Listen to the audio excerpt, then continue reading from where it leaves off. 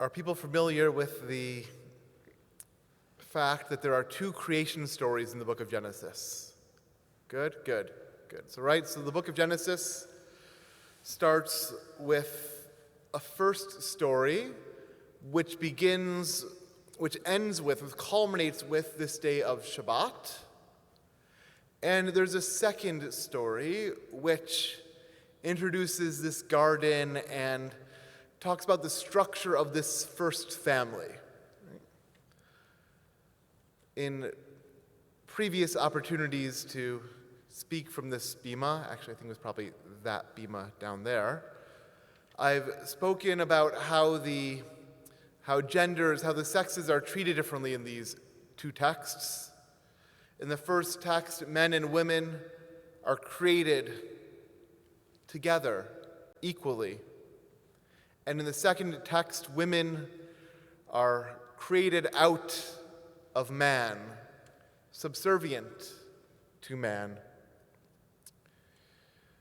This week I read a startling analogy written by Rabbi Ruth Abush-Magder, who I've had the pleasure of working with along with our Holy Blossoms Tema Smith in planning sessions on diversity, equity, inclusion for the World Union.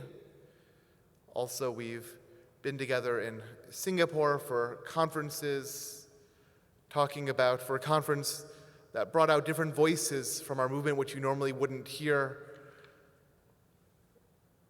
And she wrote this week, or published this week, about how these two myths are not just about the nuclear family and the social structure inside of our families, but also can be compared to the founding stories of nations. Specifically, she applies these two texts to the narratives of the creation of the United States of America, founded on the backs of enslaved Black Americans. I want to translate her teaching to us here in Canada. What is the founding myth of Canada? Right, the Canadian founding myth that I have learned is not about manifest destiny, about fighting for freedom from tea taxation, or spreading liberty to the four corners of the earth.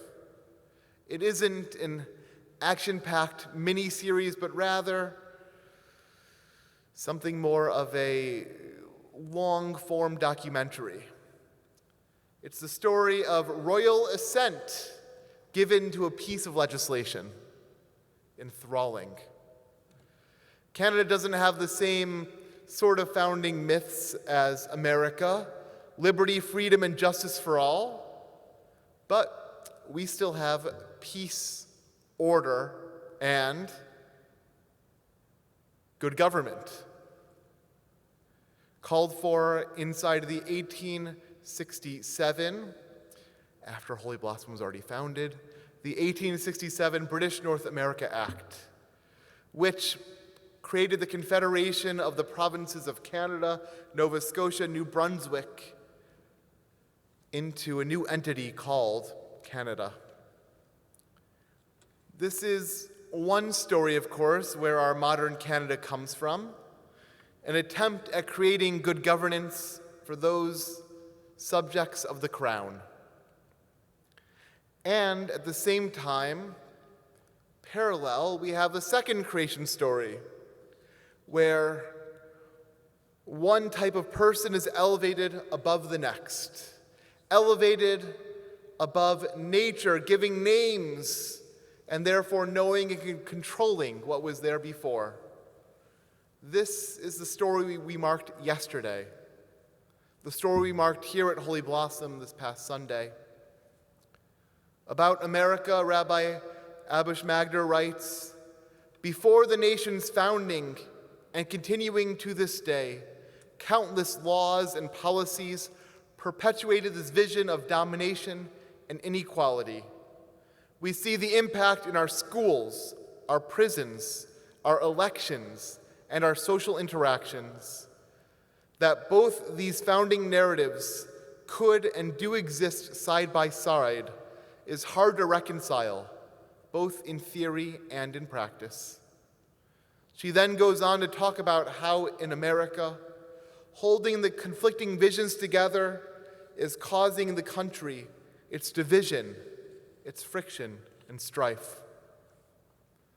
This, thankfully, is less true in Canada.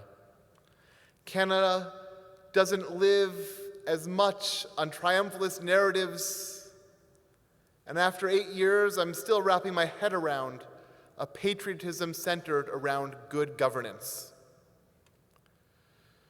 The truth of the second founding story, of dominance and dominion, is becoming easier to tell here in Canada on a larger and larger scale, if not easier to hear emotionally.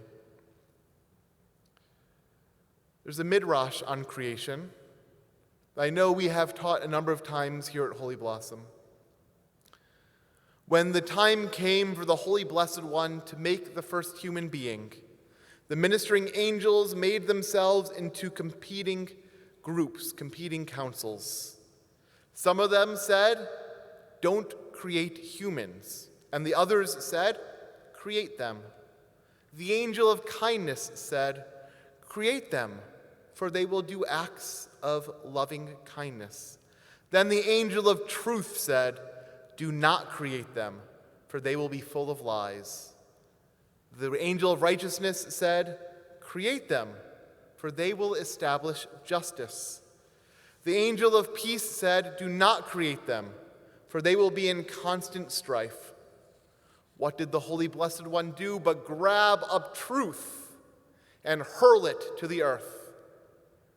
Whereupon the ministering angels said before the Holy Blessed One, "Ruler of all worlds, what have you done? Why have you so chastised the chief of your court? Let truth arise again from the earth." There's a lot to unpack inside this midrash about human nature, about the rabbinic mindset, about truth being cast down, buried in the earth. There's a lot to unpack about the kind of justice and good governance which places that truth to the ground. And eventually, the pleading of the angels to let truth rise up again. This week, is the 80th anniversary of Baba Yar. Today is the yahrzeit of Regina Jonas, the first ordained female rabbi murdered in Auschwitz. We sat in our atrium and heard stories of the children of residential school survivors, and also, at the request of our First Nations guests, of the children of Holocaust survivors. Michael Rothstein spoke of systematic government oppression. Faye Greenholtz of the tragic fate which befell her extended family. And in Canada, our Jewish community is here now on this land of the Haudenosaunee, the Wendat, the Anishinaabe, the Mississaugas of the Credit. And we stand with many narratives and stories. We stand after the first Jewish leader of a major political party stepped down, some would say around questions of handling criticism of Israel. We stand as a Jewish community, secure, insecure, standing on this land. Truth is rising from the earth, but it is a new truth and a complex truth. I hope that we all spent time to read through the Truth and Reconciliation Commission's calls to action.